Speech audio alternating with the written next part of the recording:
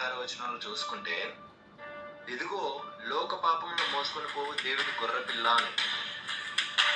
దేవుడు గొర్రెపిల్ల అంటే దేవుడు గొర్రెపిల్లనిచ్చాడు. అంటే దేవుడు పాపం చేశాడా? ఎవరైనా అనుసరిస్తారని. ఓకే తమ్ముడు, నేను చెప్తాను దానికి ఆన్సరు. లేవికాండం 4వ అధ్యాయం 1-2 వచనాలు.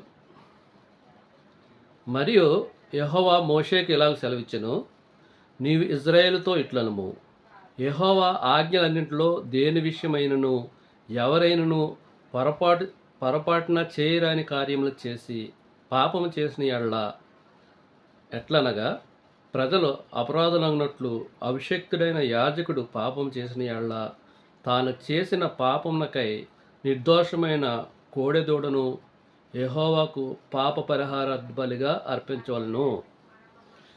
ఇక్కడ ఏం చెప్తున్నారు? ఇజ్రాయెల్లో ఎవరైనా కానీ పాపం చేసిన లేదా అభిషక్తుడైన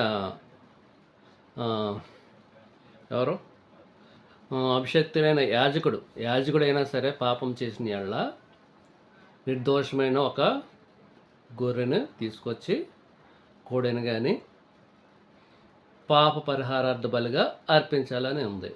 ఇక్కడ నెగిటివ్ ఏముంది నీకు? నెక్స్ట్ యెహోవా సరే, నెక్స్ట్ మర్చిపోయాను. ఇదిగో లోక పాపములను మోసుకొని పో దేవుని గొర్రెపిల్ల అన్నారని పాయింట్అవుట్ చేసి, అంటే దేవుడు ఏం పాపం చేశాడు గొర్రెపిల్ల ఇవ్వడానికి అన్నది కదా నీ ఆన్సర్, నీ క్వశ్చన్. ఆ లేఖనం అయితే అలా లేదే, మరి నువ్వు ఎందుకు అలాగ అంటున్నావు? సరే, యేసుప్రభు ఎలాగొచ్చారో కూడా చెప్తాను. వెయిట్. హెబ్రీలు రాసిన పత్రిక 10వ అధ్యాయం 7వ వచనం. అప్పుడు నేను గ్రంథపు చుట్టలో నన్ను గూర్చి వ్రాయబడిన ప్రకారము, దేవా నీ చిత్తము నెరవేర్చుటకు ఇదిగో నేను వచ్చి ఉన్నానంటిని. ఎవరు పంపించారు? గొర్రెపిల్లని ఎవరు పంపించారు? ఇక్కడ అర్థమైందా? యెహోవా పంపించలేదు గొర్రెపిల్లని. ఇక్కడ యెహోవా పంపించలేదు, ఆయనే చూసుకున్నాడు గ్రంథం చుట్టలో. ఆయన కోసం ఏదో రాసి పెట్టారని, ఆయన కోసం ఏదో రాసి పెట్టారు నా తండ్రి అని ఆయనే చదువుకున్నాడు. ఆయన ఏం చెప్పలేదు, ఈయనకి చెప్పి ఏమి పంపించలేదు కూడా. ఈయనకి ఏమీ చెప్పలేదు, ఆయన రాసేసాడు అంతే. శాసనం, రాజు శాసనం చేస్తే తిరిగి క్వశ్చన్ చేయడానికి ఉండదు. ఇంకా ఆయన పంపించలేదు, ఈయన సొంతంగానే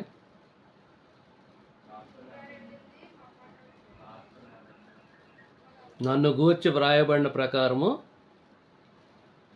దేవా నీ చిత్తం నెరవేర్చుటకు ఇదిగో నేను వచ్చి ఉన్నానండి. ఆయన ఉద్దేశం ఏంటి? యాజకులు కానీ, యాజకులు మనుషులే కదా, మనుషులు ఎప్పుడు పాపలే, యాజకులు మనుషులు పాపలే. అది ఎప్పటికీ ఆగట్లేదు. ఆది నుంచి ఇప్పటి వరకు ఎప్పుడు ఆ పాపం ఆగట్లేదు. దాని పరిహారం ఎన్ని గొర్రెలు తేవాలి, ఎన్ని ఆవులు తేవాలి, ఎన్ని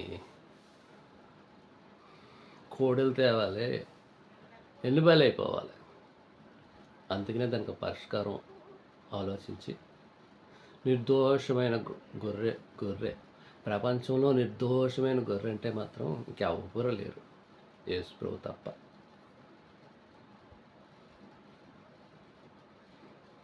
మనిషే గొర్రె అనుకుంటున్నాను. అంత నిర్దోషమైన మనుషులు ప్రపంచంలో ఎవ్వరూ లేరు, ప్రపంచం ఆది నుంచి.